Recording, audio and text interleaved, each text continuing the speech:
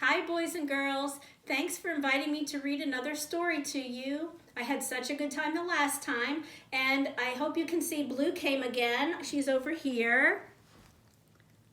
And I also brought Lulu. She wasn't able to come to school before. She's raising her hand. All right, I have another McDuff story, and this one is called McDuff Comes Home. It's still by Rosemary Wells, and the pictures are by Susan Jeffers. McDuff's corner of the garden was just under the kitchen where he could hear the voices of the people he loved. There McDuff relaxed and breathed in all the wonderful smells that escaped from the window. The snappy smell of Fred's frying sausages, the velvety smell of Lucy's vanilla rice pudding. One day, the window was closed. There was nothing to smell or hear. Suddenly, McDuff saw something move in the neighbor's garden. It was a fat rabbit. Zoom went the rabbit through the zinnias. McDuff squeezed through the fence after it. His collar and tag got caught on the fence. Snap went his collar, and it fell behind him. The rabbit zigzagged over the neighbor's lawn and whizzed across the street. McDuff zigzagged and whizzed too. Over hills and streets and flower beds, the rabbit scurried and skedaddled with McDuff right on his tail until it found a hole and shot in. McDuff could not follow. McDuff was so tired from chasing the rabbit that he lay down in someone's vegetable garden and fell asleep. Shh.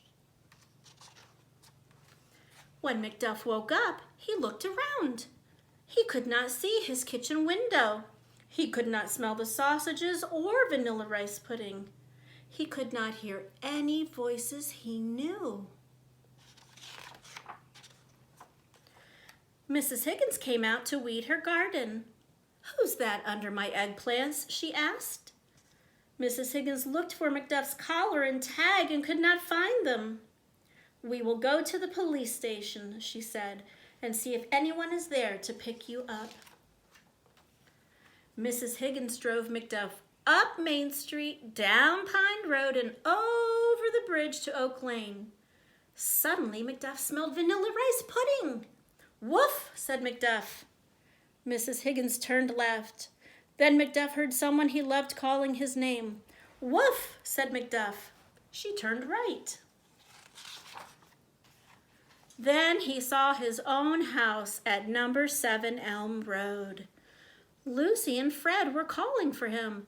"Woof, woof," he said, and Mrs. Higgins stopped. "His collar is gone," said Lucy. "How did you know where to bring him?" "I guess I understand dog language," she said. Everyone was hungry. Lucy made some apple pie and sandwiches.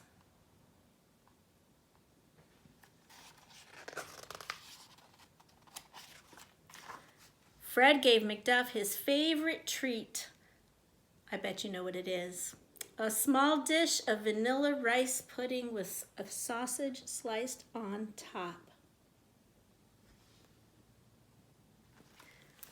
I hope you liked our story. Thank you, boys and girls.